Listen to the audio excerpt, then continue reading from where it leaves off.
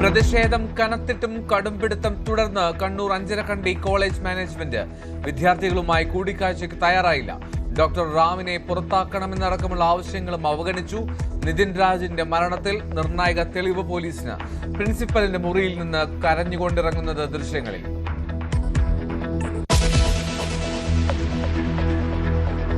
തരംഗമെതിരായാൽ 6 മന്ത്രിമാർ വരെ തോൽക്കാമെന്ന് CPM വിലയിരുത്തൽ. ഭരണം തിരിച്ചുപിടിക്കുമെന്ന് ആവർത്തിച്ച് UDF നേതൃത്വം. മന്ത്രിമാരുടെ എണ്ണം മുന്നണി ആലോചിച്ച് തീരുമാനിക്കുമെന്ന് PMA സലാം. 5 സീറ്റിൽ ജയമുറപ്പെന്ന് BJP കോർ കമ്മിറ്റി.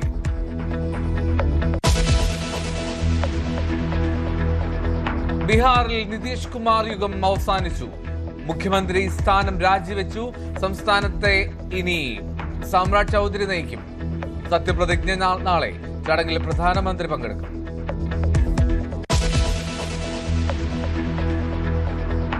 വിഷു ആഘോഷത്തിനൊരുങ്ങി മലയാളികൾ.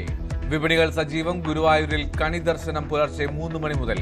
സന്നിധാനത്ത് അയ്യപ്പനെ കണി കാണാൻ വൻ തിരക്ക്.